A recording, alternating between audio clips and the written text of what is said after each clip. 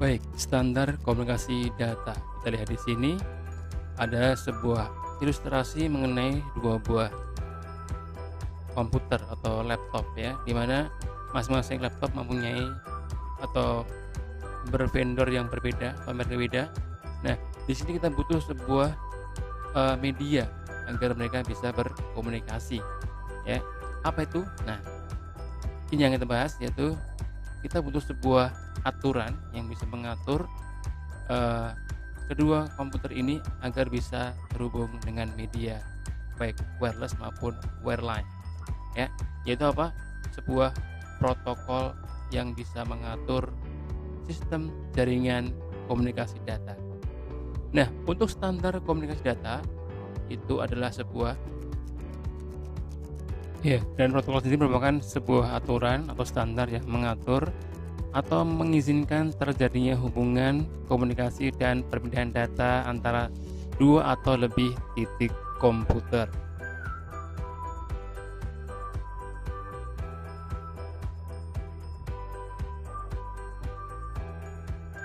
Ya, agar sistem komunikasi data dapat berjalan secara lancar, maka perlu dibuat suatu standar protokol yang dapat menjamin beberapa hal berikut ini. Yang pertama adalah kompatibilitas penuh antar dua perangkat setara ya. Jadi yang kedua, bisa melayani banyak peralatan dengan kemampuan berbeda-beda,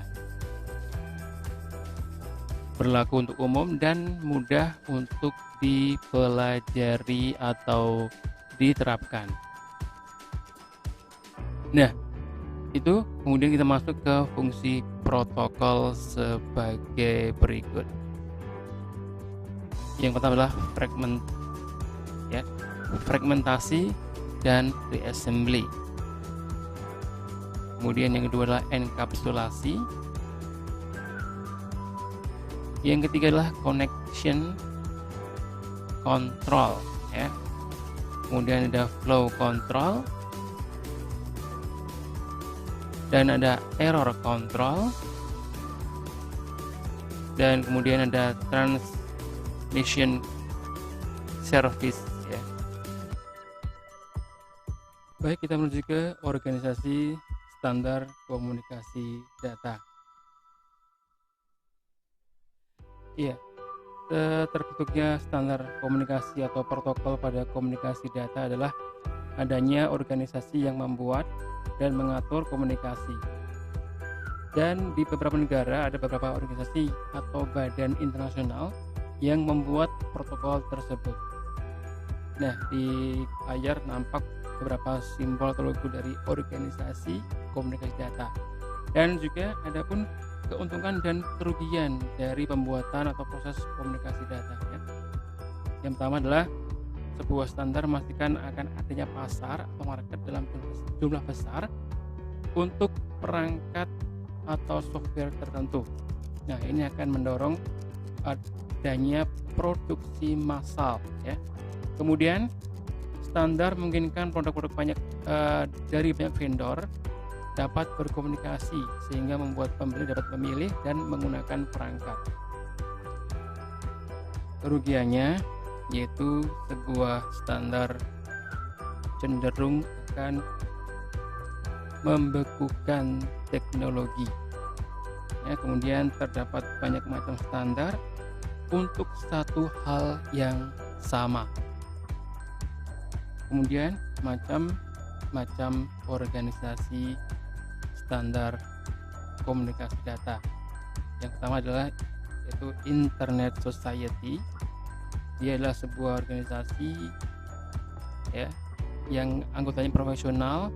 Dia mengawasi jumlah dewan dan tugas yang terlibat dalam pengembangan dan standarisasi internet. Ada pun 3 organisasi bawahnya, yaitu yang pertama adalah IAB atau Internet Architecture Board, okay. Kemudian ada IETF atau Internet Engineering Task Force, dan kemudian ada IESG atau Internet Engineering Steering Group.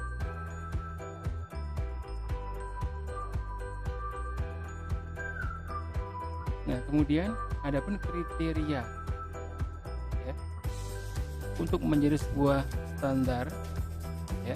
Yang pertama yaitu stabil dan mudah dimengerti. Yang kedua adalah kompeten dari segi teknis.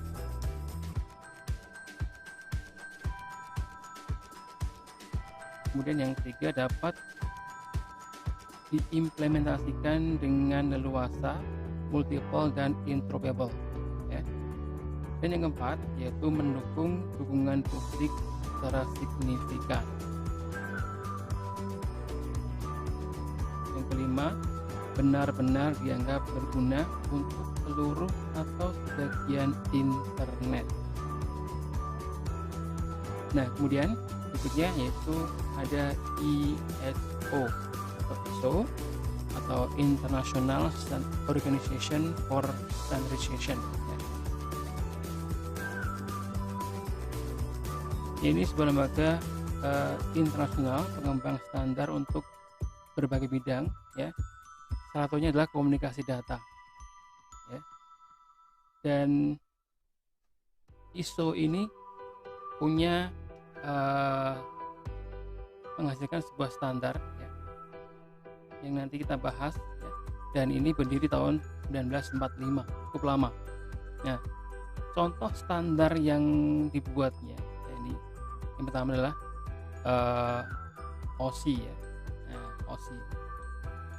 Kemudian ada ITU-T ya, atau International Telecommunication Union Telecommunication.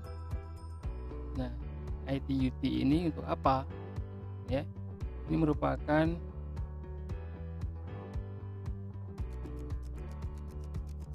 ya, tujuannya yaitu untuk membuat standarisasi, menentukan apa yang diperlukan secara teknis dan operasi dalam telekomunikasi agar mencapai kompatibilitas pada acuan teknis. Nah, didirikan tahun 93, 1 Maret 93 ya. Nah, kemudian ada beberapa jenis dari standarisasinya ya, dari ITU ya, ITU-T. Yang pertama adalah G709 untuk fiber, JPEG untuk kompresi file, H.323 dan MPEG.